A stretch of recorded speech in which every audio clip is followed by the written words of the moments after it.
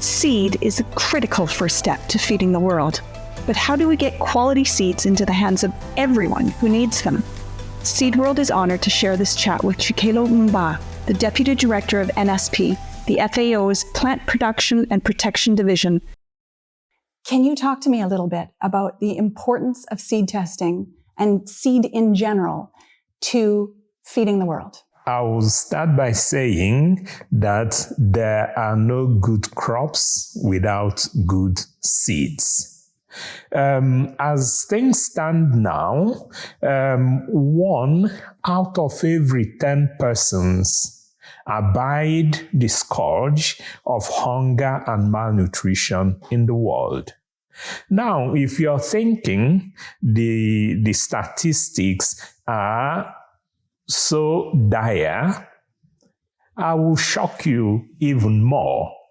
In sub-Saharan Africa, it's actually almost 1 out of every 4 persons who go to bed hungry every day.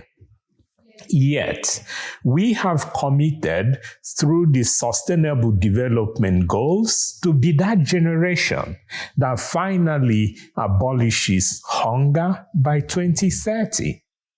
But we are merely 7 harvests away from 2030, yet we have this problem of worsening food insecurity and malnutrition.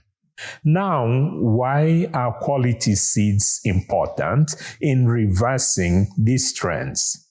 Okay, in sub-Saharan Africa, for instance, where food insecurity and malnutrition remain prevalent, less than 10% of all seeds used by farmers have any form of quality assurance.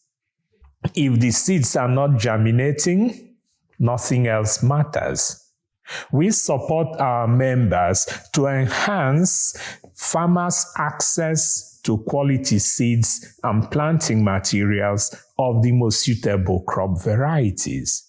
We do this through 2 main pathways: the normative mechanism, through which we bring members together to agree on common policies, standards, regulations, and we also intervene directly to strengthen institutional and human capacities. The FAO provides recommendations to 193 countries, many of whom are not members of ISTA at this moment.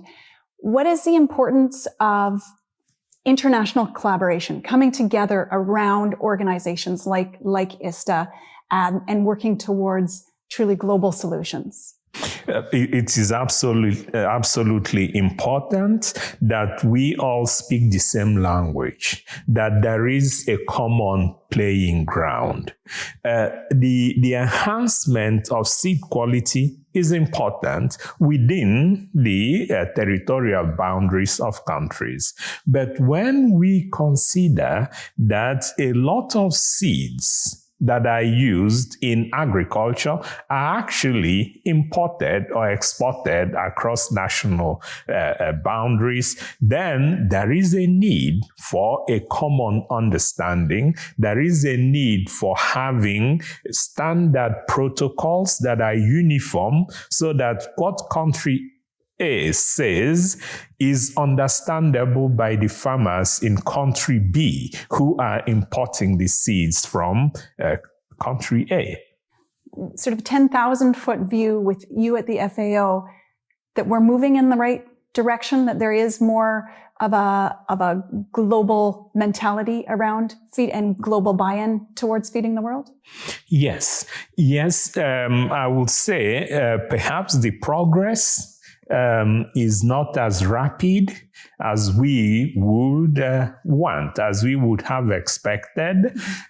The efforts that are being invested are being confounded by the vagaries of climate change and variation, by crisis, conflicts, transnational and within countries, population growth. So there are many hurdles on the way to achieving universal food security and nutrition, but I'm confident that we can abolish hunger and malnutrition. So change is necessary, but change is possible is the most important message. Absolutely. Business as usual is not an option. An input-intensive agri-food system is not how we are going to achieve the sustainable development goals. We have to do things differently. It has to be knowledge-intensive rather than input-intensive.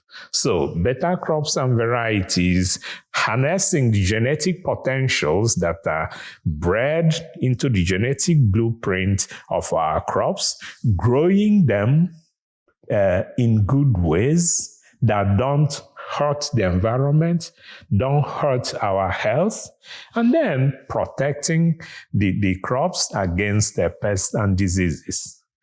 Absolutely. Using the vast amount of knowledge and innovations that are available to us while we continue to develop even more. And seed quality assurance being one of the key pillars of that. Yes. Chikelu, thank you for making time for me today. I know you are a very busy man. I really appreciate the chat. The pleasure is doubly mine, Madeline. Thank you.